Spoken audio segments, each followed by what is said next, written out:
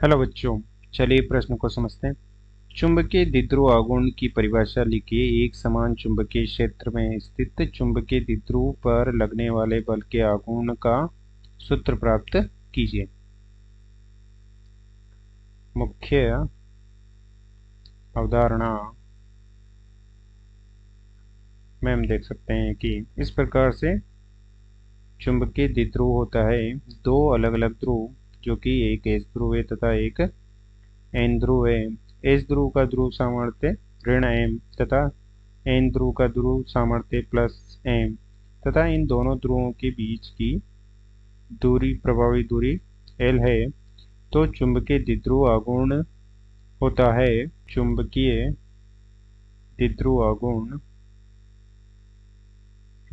आघूर्ण एम बराबर होता है एक ध्रुव के ध्रुव सामर्थ्य का परिमाण तथा उनके बीच की दूरी एल तथा इसकी दिशा होती है एम सदिश बराबर एम गुणा एल सदिश तथा इसकी दिशा होती है एस ध्रुव से एन ध्रुव की ओर, अर्थात ऋण ध्रुव से धन ध्रुव की ओर।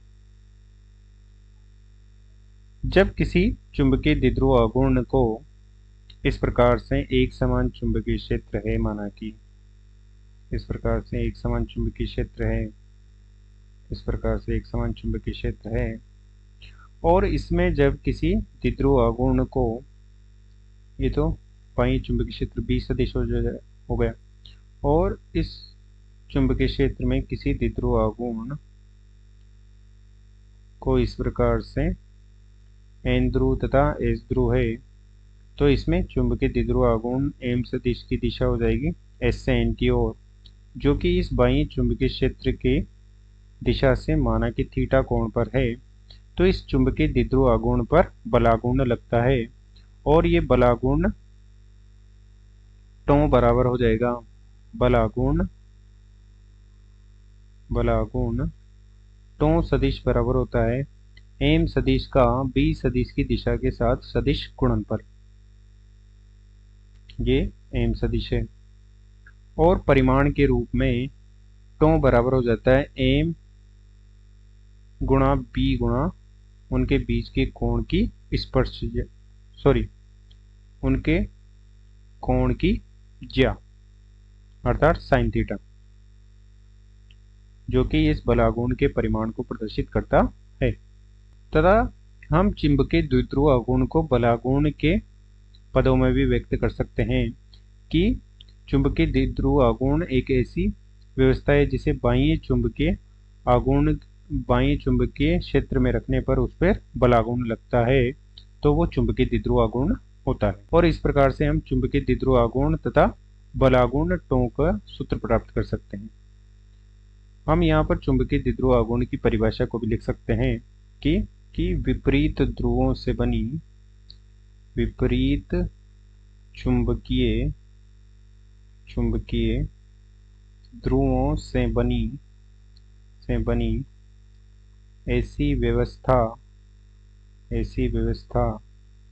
जिसे बाह्य चुंबकीय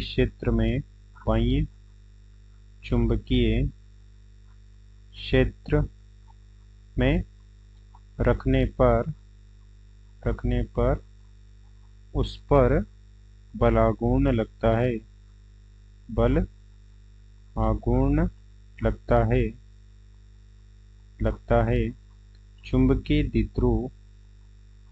चुंबकीय द्विध्रुव